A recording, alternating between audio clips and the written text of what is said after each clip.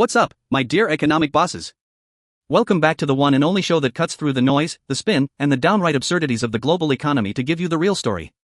Today, we are diving headfirst into the biggest corporate job interview on the planet. No, I'm not talking about the next CEO of Apple or Google. I'm talking about a job so powerful, the person who holds it can make your mortgage cheaper, your 401k soar, or, if they screw up, make a loaf of bread cost $20. I am, of course, talking about the next chair of the United States Federal Reserve. The economic emperor. The high priest of monetary policy. And folks, the race to fill Jerome Powell's very large shoes is heating up into a political drama worthy of HBO. The date is October 28, 2025. The air is getting crisp, pumpkin spice is everywhere, and the financial world is holding its collective breath. President Donald Trump is on the hunt for his new Fed chair, and the list of contenders has just been whittled down to the final 5. This isn't just a personnel change, my friends. This is a battle for the soul of the central bank and the future of your money. So grab your coffee, pull up a chair, and let's unravel this epic showdown. Who are these 5 contenders? What do they really want? And who is most likely to get the keys to the kingdom? Let's restore the full picture. First, let's set the scene. The year 2025 hasn't exactly been a barn burner for the US economy. After the inflationary rollercoaster of the early 2020s, the Fed, under Powell, slammed on the brakes so hard we all got whiplash. Inflation did come down, with the headline CPI now hovering around we're almost there 2.8%. But the cost has been real. GDP growth in the second quarter was a measly 0.5%, and Q3 isn't looking much better. More importantly, the once unbreakable labor market is finally showing cracks. After months of job reports coming in under a piddling 100,000, the unemployment rate has ticked up from its generational lows to 4.2%. That might not sound like a disaster, but it's the direction of travel that has markets spooked. So, the big debate in Washington is no longer how high do rates go, but how fast do we cut? Enter the kingmaker, Treasury Secretary Scott Bessent. Now, for those who don't know, Bessent isn't just some bean counter. He's a former hedge fund titan, a macro investing legend from the Soros School, and, crucially, a close confidant of President Trump. He's the one running the interviews, vetting the candidates, and whispering in the president's ear. To win the Fed chair, you have to get through Bessent. And Bessent has 2 very big, very loud opinions. First, he believes the Fed has gone way beyond its original job. He calls it mission creep. He thinks the central bank has no business wading into politically charged issues like climate change or social equity. He wants a Fed that sticks to its knitting, stable prices and maximum employment. Period. Second, he hates the Fed's bloated balance sheet. After years of quantitative easing, that's the fancy term for the Fed printing money to buy bonds, the Fed's portfolio is still trillions of dollars. Bessent sees this as a distortion of the market and a source of future instability. He wants a Fed chair who will aggressively shrink it. So, any candidate who wants the job has to pass the Bessent test. Are you going to end mission creep and are you going to get serious about shrinking the balance sheet? With that in mind, let's meet our 5 contestants in this high-stakes reality show. First up, we have Kevin Hassett. If this were a movie, Hassett would be cast as the president's loyal right-hand man. He's the current director of the White House National Economic Council, so he literally works down the hall from the Oval Office. He was also a top economic advisor during Trump's first term. Hassett's playbook is simple and direct: what the president wants, the president gets. All year, as the economy has softened, Trump has been publicly blasting the Fed for not cutting rates fast enough. And right there, cheering him on, has been Hassett. He publicly accused the Fed of falling behind the curve, which as economists speak for, you guys are asleep at the wheel and about to drive us into a recession.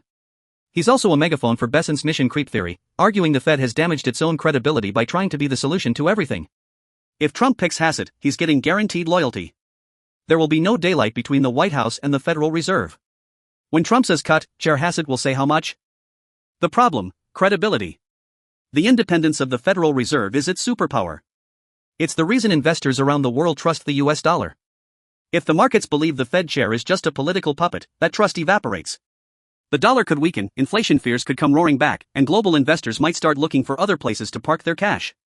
It's the ultimate be careful what you wish for pick. Choosing Hassett would be a declaration that the Fed is now an arm of the administration's political agenda.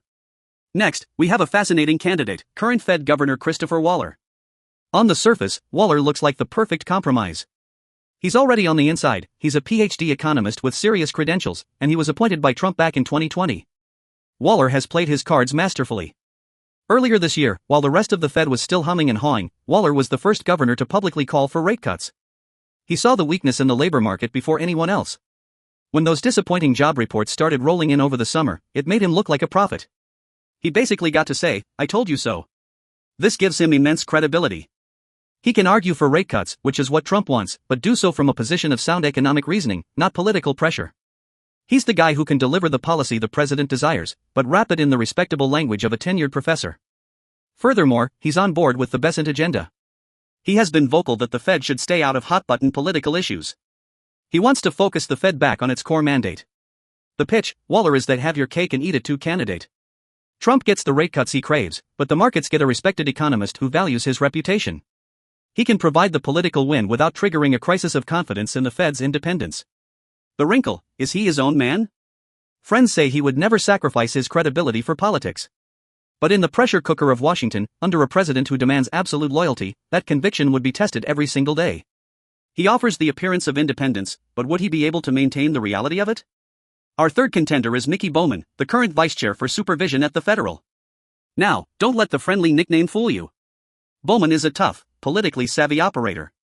A fifth-generation banker from Kansas, she sees the world through the eyes of the financial industry. Appointed by Trump in 2018 and promoted by him just this year, her primary mission has been clear, unwinding what she sees as burdensome bank regulations. Since becoming the Fed's top bank cop, she has spearheaded efforts to roll back capital rules for big banks. In plain English, that means letting banks hold a bit less cash in reserve as a cushion against losses. She also pushed to withdraw proposed standards that would have required banks to disclose their exposure to climate-related risks. For Bowman, and for the Trump administration, this is all part of the mission creep that needs to be reversed. Like Waller, she was an early voice for rate cuts this year, even dissenting in a vote to hold rates steady back in July. She and Waller are the Fed's established dovish bloc. The pitch, if you're a big bank, Mickey Bowman is your dream candidate. She would usher in an era of lighter regulation and a Fed that is far more sympathetic to the industry it oversees. For the administration, she checks two huge boxes: she wants lower rates, and she's actively dismantling the regulatory and woke agenda at the Fed. The downside, is the Fed's job to be a friend to the banks, or a referee? Critics would argue that rolling back post-2008 crisis regulations is like taking the lifeboats off the Titanic. It might make the ship lighter and faster in the short term, but it raises the risk of a catastrophic failure down the line. A Bowman-led Fed would likely be a boon for bank stocks, but it could reintroduce systemic risk that the previous generation of policymakers worked so hard to contain. Ah, Kevin Warsh. The prodigal son. The man who was almost Fed chair in 2017 before Trump pivoted to Powell at the last minute. Warsh is a fascinating and fiery character. He was the youngest ever appointee to the Fed board and cut his teeth during the 2008 great financial crisis, where his Wall Street connections were invaluable. Since leaving the Fed, he has become one of its loudest and sharpest critics. He's not here to tinker, he's here to tear the place down and rebuild it. In an interview this summer, he said the Fed needs a regime change, and it's time for breaking some heads, because the way they've been doing business is not working. You don't get much more blunt than that. Warsh's big crusade is against the Fed's balance sheet, which aligns him perfectly with Treasury Secretary Besant. But here's the twist. For years, Warsh was known as an inflation hawk, someone who was always worried about inflation and favors higher interest rates. So how is he now a contender in an administration desperate for rate cuts? Here's the intellectual gymnastics, and it's key to understanding his platform. Warsh argues that by aggressively shrinking the balance sheet, a process known as quantitative tightening or QT, the Fed can actually create more room to cut the main policy interest rate. Let me break that down.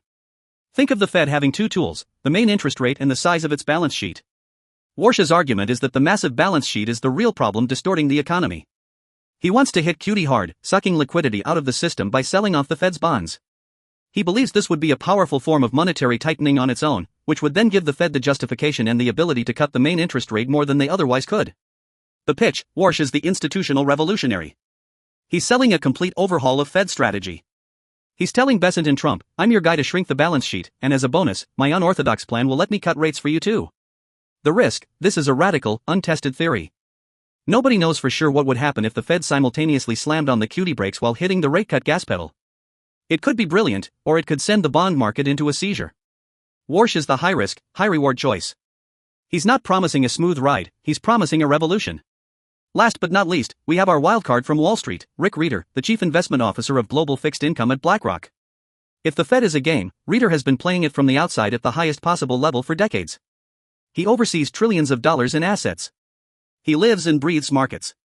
Rieder is the ultimate practitioner. He's not a lifelong academic or a government bureaucrat. His job is to make money by correctly predicting what the economy and the Fed will do next. And he's been very good at it. He made waves in September when he went on TV and argued for a big, bold half-point rate cut when the consensus was for a quarter point. The Fed ultimately did the smaller cut, but Rieder's call showed he's in the cut now, cut big camp, which the White House loves to hear. Crucially, he's also said all the right things about Fed independence, calling it critical. But he's also talked about the need for the Fed to be more innovative. And we know from reports that Treasury Secretary Bessent was deeply impressed by Reader in his interview. Bessent, a former markets guy himself, respects another markets guy who has managed huge teams and understands the plumbing of the financial system from the inside out. The pitch: Reader is the ultimate market-savvy choice.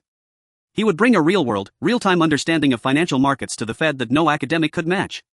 He speaks the language of traders and investors. The argument is that in today's complex, fast-moving financial world, you don't need another professor, you need a master pilot who has actually flown the plane in a storm. The question mark: BlackRock. Can the Fed be led by a man from the world's largest asset manager without the appearance of a massive conflict of interest? Every decision he makes would be scrutinized for how it benefits his old firm. Also, what does innovation mean? Does it mean new, exotic monetary tools? Or does it just mean better communication with markets? Reader is a bit of a blank slate when it comes to long-term policy doctrine, which could be both an asset and a liability. Okay, so there they are. The loyalist, the pragmatist, the deregulator, the rebel, and the Wall Street wildcard. Let's connect the dots here. This isn't just about picking the best economist. This is a political calculation. Trump wants two things: rate cuts and loyalty. Bessent wants two things: a smaller balance sheet and an end to mission creep. Hassett gives Trump pure loyalty, but fails the market credibility test. Waller gives Trump credible rate cuts and passes Bessent's mission creep test. He's the safe, establishment-friendly choice. Bowman delivers rate cuts and deregulation, making her a champion for a key part of the Republican base. Warsh is the most aligned with Bessent's core desire to shrink the balance sheet and promises rate cuts as part of his radical plan. Reader is the dark horse who speaks the language of both Trump and Bessent. If I had to guess, the race is really between Waller and Warsh. Waller is the path of least resistance. He gets the job done without blowing things up. Warsh is the path of creative destruction. He promises to fundamentally change the institution. The choice between them will tell you everything you need to know about how radical this administration wants to be in its second term. Look, I know this can all seem like inside baseball. A bunch of people in suits arguing about basis points. But who sits in that chair matters more to your daily life than you can imagine. If Trump picks a loyalist like Hassett, the credibility of the US dollar could be challenged for the first time in modern history. The stability we take for granted could be shaken, potentially leading to higher inflation and market turmoil. Your 401k would be in for a very rocky ride. If he picks a pragmatist like Waller or a market pro like Reader, the markets will likely breathe a huge sigh of relief. It signals a continuation of a Fed that, while more politically aligned, still respects the old rules of the game. It's the stability option. And if he picks a reformer like Warsh or Bowman, get ready for big changes. A Warsh Fed could lead to unprecedented volatility in the bond market. A Bowman Fed could lead to a boom in bank stocks but raise long-term fears about financial stability. It's the buckle-up option. The decision will be made after Thanksgiving. Until then, Wall Street will be reading the tea leaves, analyzing every whisper, and trying to handicap the most important horse race in the world. And you can bet we'll be right here to break it all down for you when it happens. Don't let them fool you with jargon and misdirection. The economy is not that complicated. You just have to know where to look. Keep your heads up and your portfolios diversified. I'm your host, and this is the Boss Economic World. Don't forget to smash that subscribe button. We'll see you next time.